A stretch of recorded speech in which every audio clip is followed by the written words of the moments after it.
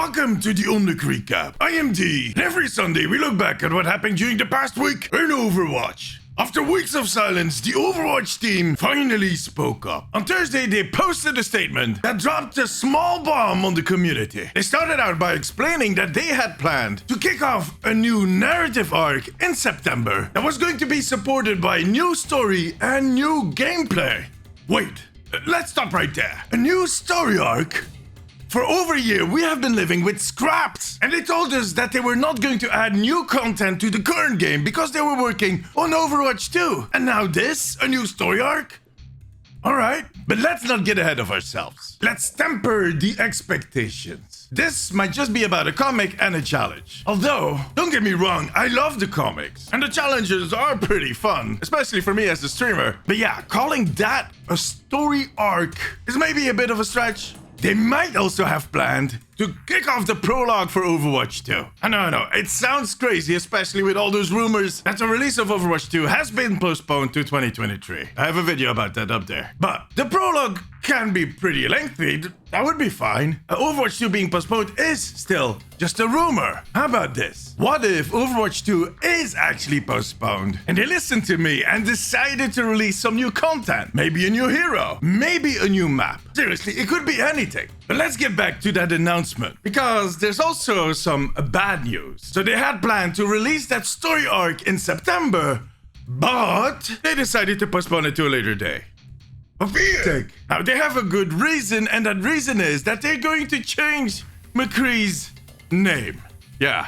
Well, the name for this former Blackwatch hero was based on a Blizzard employee that was involved in those recent harassment allegations. And understandably, the team wants to distance themselves from that person. Some community members had actually been asking for that change, especially since that whole thing about a Cosby suite dropped. But of course, not everybody agrees that this was or is necessary. There definitely has been some pushback on this decision. Look, I get it, it sucks. That name, McCree, was pretty good. Pretty awesome even. And due to just one dude misbehaving like a...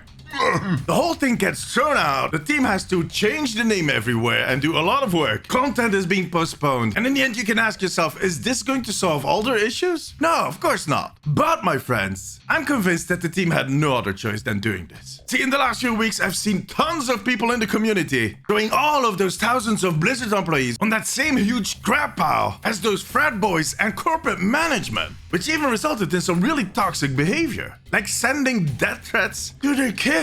Are you kidding me? And see, the thing is that the bigger part of the employees at Blizzard are good and decent people that are really passionate about making games. The games that we still play and love. Well, most of us.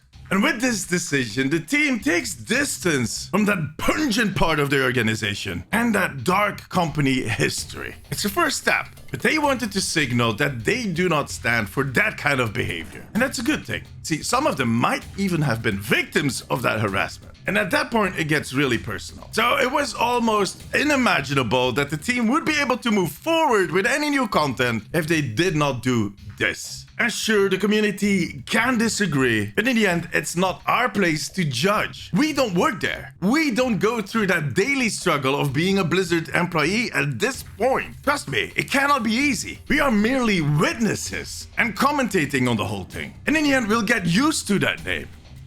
Eventually.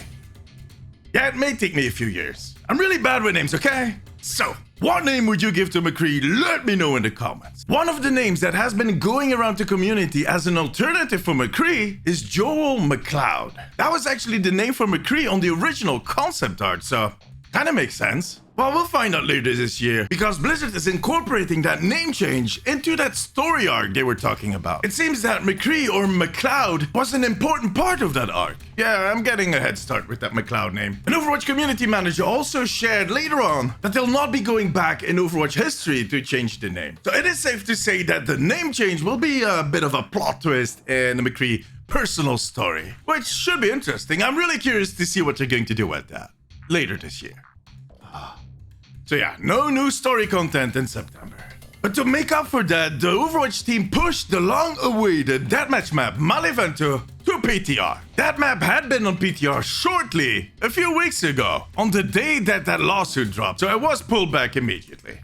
Come to think of it, it is kind of weird that they announced this as a way to make up for the lore that is now dropping in September, while they actually plan to release it in August. Well, anyways, Malevento is a small town and a Talon stronghold that is set on a rock in what looks like Tuscany in Italy. The map itself is really small, with a lot of tight corners, treacherous balconies, and a few jump pads. The map is riddled with Talon weaponry, touristic hotspots, and very French-looking cars.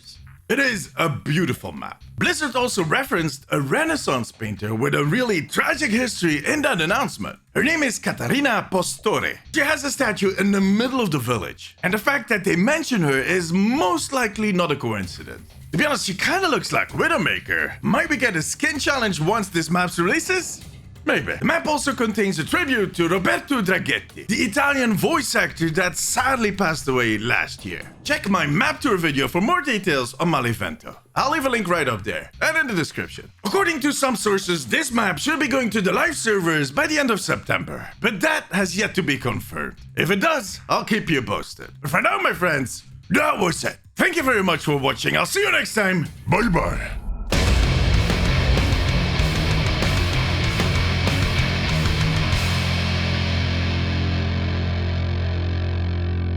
Joel McCloud, Joel McCloud, Joel McCloud.